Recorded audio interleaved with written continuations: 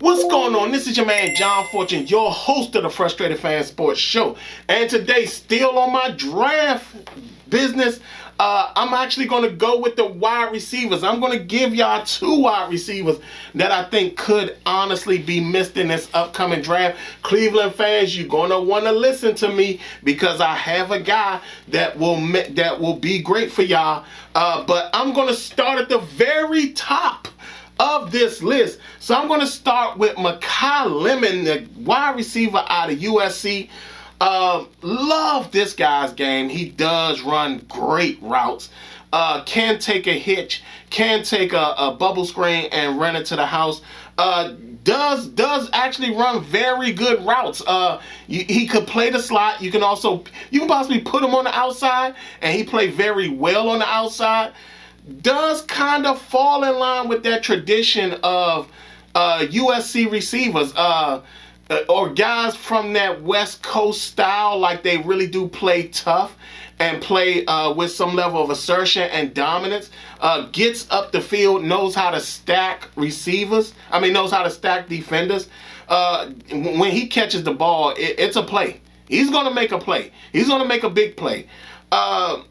My only worry about him is his size. He seems very small, but that was also the problem. That was also the situation with Amon-Ra St. Brown. People thought the same thing about him too, that his size was going to be a problem. But Mekhi Lemon, I like him. He's a guy that I think is going to be very special in the league. May start out kind of similar to how... I think he's going to be solid. I think it will take him playing the slot for a few years before he actually breaks out as an outside receiver. Because to me, his level of toughness reminds me a lot of Steve Smith. When Steve Smith was coming out of Utah, he plays very strong, plays very tough at the point of the catch, and will run people over. But I like him a lot. So Mekhi Lemon is the top of the list on this wide receiver train. Next, Carnell Tate, wide receiver out of Ohio State. When Ohio State has always found ways to have wide receivers that are supremely good, and then they've had those ones where they completely, you don't know what they're going to be. Guys like Austin Mack and Victor Benjamin, guys like that. But when you get an Ohio State receiver, you get a lot of good. Carnell Tate is one of those guys. Initially, when I was looking at his film, one of my big concerns was, is he good because he's opposite of Jeremiah Smith, or is he good on his own? And what I've recognized is that he brings a lot of that, what we see in wide receivers like Terry McLaurin, that guy who's like aggressive. He's going to make a play. He's strong at the point of the catch. With his height, he's better at the point of the catch. He's not fast, but he's also not slow. So that's something that is very good about him. He doesn't drop the football. Like, that's something that you really like about guys, when they can catch and they don't drop the football. Not only that, he's a very great complement to a star receiver. So if you have a star receiver, Carnell Tate may be that guy that plays very well beside him. But as time goes on, you can possibly move Carnell Tate into that number one role and him actually play very well in that number one role. Now, the thing I didn't like was that when he had the opportunity to do a lot of the running this year, he didn't do it at all. I don't know if that was him dealing with a fear of being injured before he goes to camp, or if that was him not wanting people to really see how fast he is or how slow he is or anything of that such nature. Or is it a defiant thing? Is this a personality thing? I don't know. I'm not saying that it is. It's just that I don't know. But I like his game. I think he runs very good routes. I think he's going to be another one of the brotherhood of Ohio State wide receivers who's coming to the league and have been fantastic. And I think he's going to be dropped down a great, fantastic receiver. So for that, I like Carnell Tate. He's my number 2 guy. Number 3 for me, personally is Jeremy Bernard, the wide receiver out of Alabama. I like his game better than a lot of guys. I know people are listening to me right now and they're like, John, that's your number 3. Yes, he's my number 3 because he does a lot of things that is effective on the field, and he makes a lot of plays that need to be made. I will say this: Ty Simpson didn't help him. Ty Simpson did not help him a lot, and the fact that we're not going to talk about Ty Simpson. Ty Simpson didn't help him enough. He does have a very aggressive ability about himself where he will sit up there, catch the ball on a bubble screen, and basically just truck people as he's going down the field, which is something that I absolutely love. He does a fantastic job with catching the ball. He attacks the football when he comes back to catch it, which is something that you really like. He does run very good routes, but his routes he can probably make them more crisp when it comes down to it. Love his size. I mean, I think he's 6'5" or 6'4". I think it's something like that. No, he's 6'1". He's 6'1", but he does play bigger than his size, which is something that I really like about him. And with that, it's one of those things where I think what we see is what you would get in the NFL. A very effective wide receiver who can get those plays out there for you and make it and be impactful.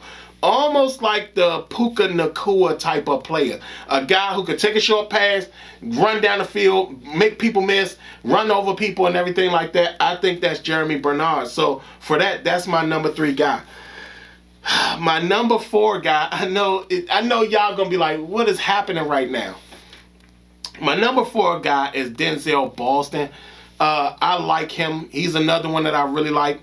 Does catch the ball very well, but has the propensity to lose concentration when he's out there running routes. There's a lot of times where you'll see him run a route, and clearly the ball is coming to him, and what he'll do is he'll take his eyes off the pass thinking that he's already then caught the ball, and he'll end up with a drop. But that's not something that couldn't be taught out of him just for him to focus and focus on his concentration when it comes to actually catching the football, then running and making plays. Doesn't have the high end speed that you want him to have, but can separate pretty well. He does a fantastic job separating, but doesn't have that top end speed that you would need, especially at the next level when it comes to that. But he does run very good routes, very crisp routes, very solid routes, and does a fantastic job with getting in and out of breaks. So he makes himself very available. He does have this very good ability to find open spaces. Like, there's so many times where you will watch Washington and he would just be open in the middle of the field, the corner of the field, in the end zone. He was just open. I don't know if it's the play calling that does that or if it's him that just is like, well, I'm going to stand here because there's nobody here. He's very good at finding open spaces. So for me, I like Denzel Boston a lot. I think once he gets into the league, I think he might be more dangerous than what people think. And I think he might actually be faster than what people think he is. So for that, Denzel Boston is my next guy.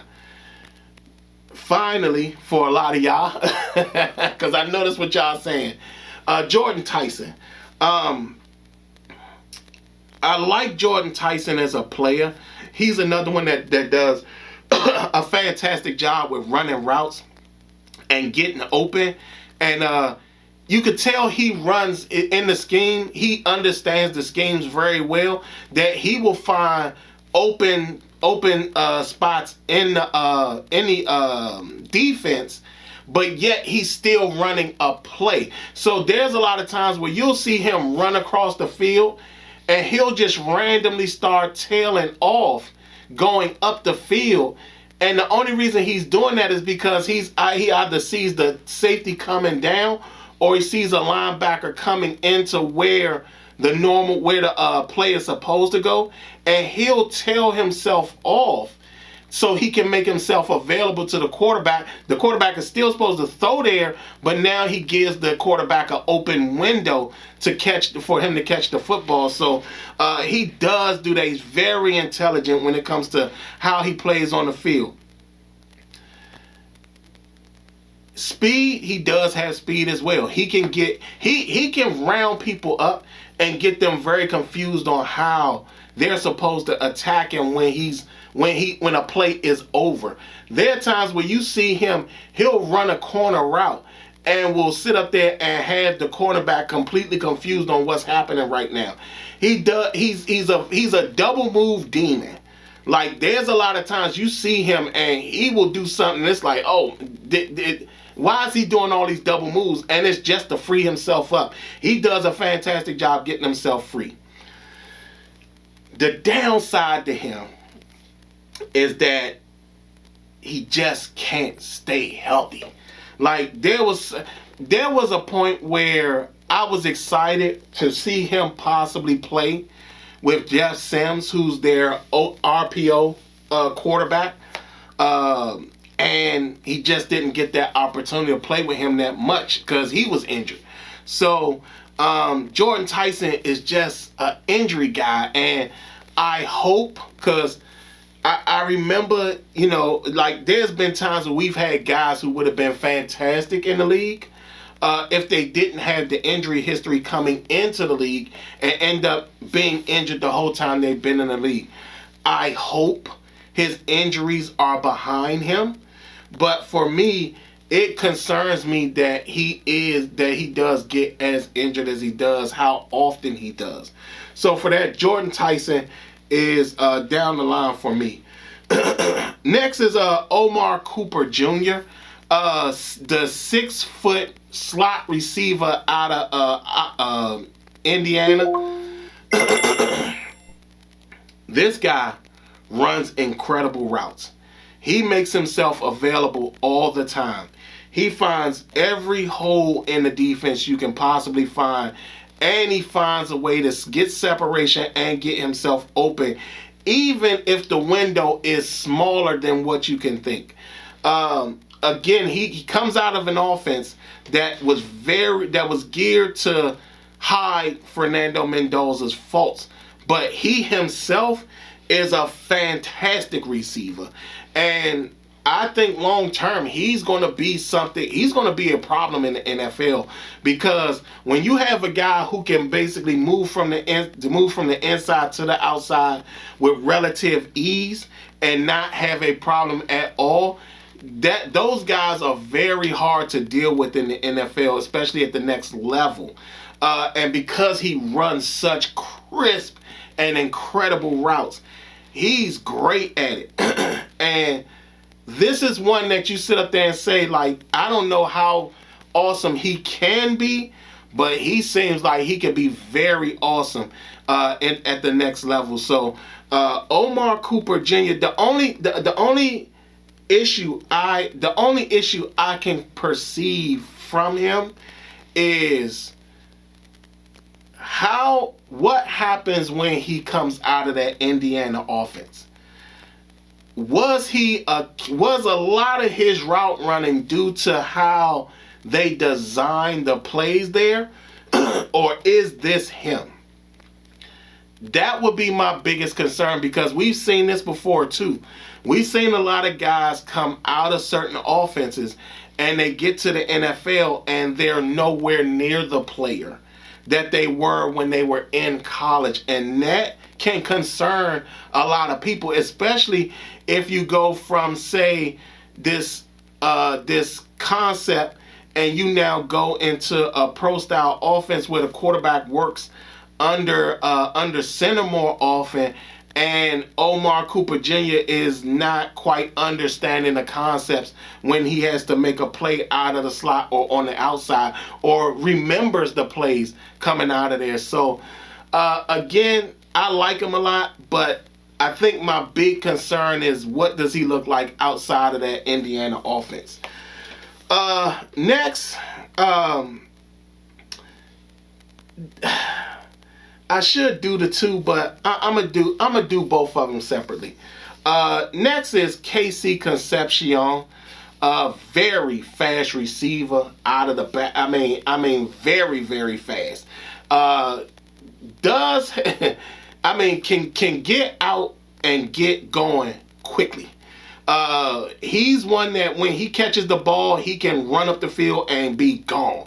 Can sit up there and easily turn any play into something small into something large and something incredible. Can also return kicks and can return punts.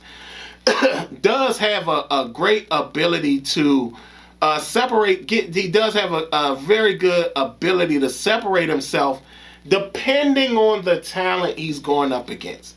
Because that is something that is about that too. If he goes up against a guy that might be a little bit stronger than him, defensive wise, he might struggle a little bit.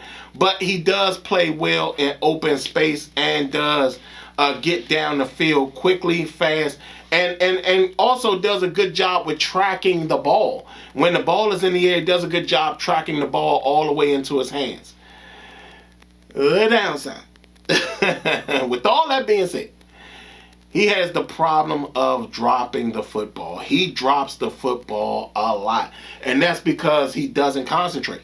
He will sit up there and he will have somebody beat, and he will see that the ball is coming to him, but he'll turn his head before he's even caught the ball. And there's a lot of times that even on deep plays where he can track the ball, for some reason, once the ball hits him in the palm of the hands, he just doesn't catch it. And it's not all the time, but there's been a lot of times in some very key moments he has sat up there and made some massive mistakes. Now, similar to Carnell Tate, where I was talking about the fact of is it him or is it the guy he's playing opposite of? KC Concepcion plays opposite of Mario Carver. Mario Carver is a very good wide receiver. He's actually shorter than KC Concepcion, but he makes more plays than KC Concepcion, and he was pretty much the focus of the passing game in that Texas A&M system.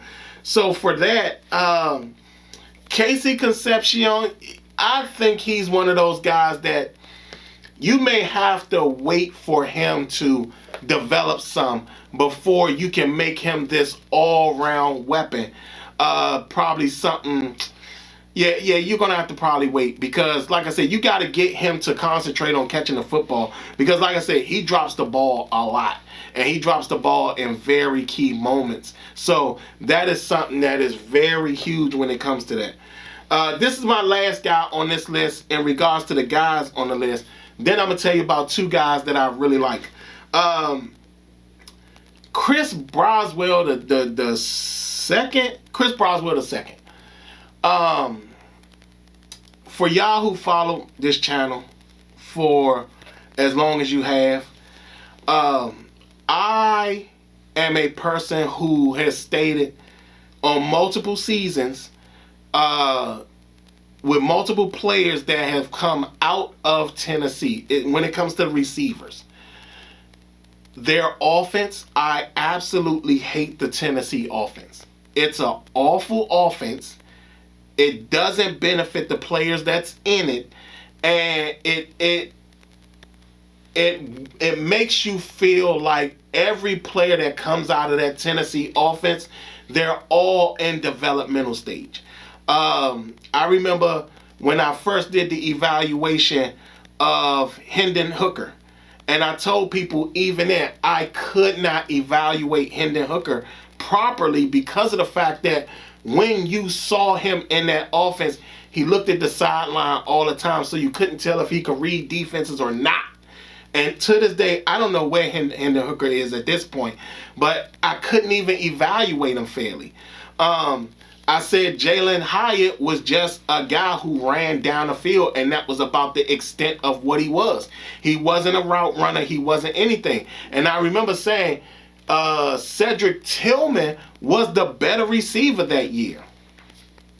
Then we get to Dante Hightower. Dante Hightower was a guy that I loved at Oregon. Loved him coming to Tennessee thinking it was going to help him. And it hurt him more than it helped him. Which is why he kind of fell in the draft. But again, he's another guy that you could tell he's going to need some development. Chris Broswell is the same way, man. Like, it's like this offense does no justice to these Tennessee players. The only ones that really help, in all honesty, is the linemen, the linebackers, the safeties, and the running backs. That's about it. But the wide receivers and the quarterbacks, they don't mesh well with this system, and all it does is just harm them in the long run. So, for me, Chris Broswell, I want to give him a fair evaluation, but I can't because I just hate this Tennessee offense. I think it's terrible. I don't think it works well. And to be quite honest, he's probably more of a project more than anything else. So now I'm going to talk about the two guys that I think should be looked at more. And Cleveland, listen up. This next guy, particularly for Cleveland, I love him. He runs incredible routes. He's a big play machine. And not only that, I've seen him at a smaller school. And with him being at this smaller school, Cleveland should take him. That guy is Kevin Coleman Jr., the wide receiver out of Missouri. I love the way he runs routes. He's an impactful player. He makes a play when Missouri needed a last-minute catch or a play that they needed to happen immediately. He would make the play. Now, for a lot of y'all who don't know this, Kevin Coleman Jr. was Shedeur Sanders' #1 receiver back at Jackson State, and was one of the reasons that Shedeur did so well at Jackson State and when they won the championship that year. So, Cleveland Browns, if Kevin Coleman Jr. is there, y'all should pick him up. For y'all who follow the channel and y'all who are new to the channel, I have this thing of where if you want the development of your young receiver to advance, your best bet is to sit up there and draft a weapon he's familiar with. Now for Cleveland, I know y'all have had the issue with Jerry Jeudy. This guy can replace Jerry Jeudy. And not only that, you give Shedeur Sanders something familiar that will help him in the long run. So, I like Kevin Coleman Jr. He fantastic route runner, separates very well, can get the first down no matter what goes on, plays tough in traffic, plays very tough in traffic. You don't need a big window for him to make a catch, and you don't have to worry about him dropping the football. He catches the ball a lot. In fact, I think this season he actually led college football this year in receptions. That's how often you can get the ball to him. So for me, Kevin Coleman Jr., Cleveland Browns, y'all need to look out for this guy. Next is Kobe Young, the wide receiver, the big wide receiver out of Georgia. Follows in that same line of George Pickens, a guy who somehow gets lost in the shuffle of wide receivers because the quarterback play at Georgia isn't great. So he ends up being lost. But Kobe Young is one of those guys that he can be a major threat at the next level. 6'5", and I think he's like 223 or something like that. This guy runs incredible routes, and he does a good job of getting himself open. Now, I will say this, he doesn't separate well. He doesn't separate well, but I think that the only reason that's the case is because of the offense that he's planning doesn't force him to try to separate as well as he could. But he's also 6'5", so a lot of times he out-jumps a lot of the corners that he plays against. He's going to struggle probably initially in the NFL, but I think that long term down the line, he's going to be a major threat. He does come off as like a Seattle wide receiver, but we'll definitely see. Y'all tell me what y'all think in the comments below. Those have been my wide receivers for the upcoming draft. Y'all tell me what y'all think. Like, comment, and subscribe. Other than that, this has been your man John Fortune, and it's been the Frustrated Fan Sports Show.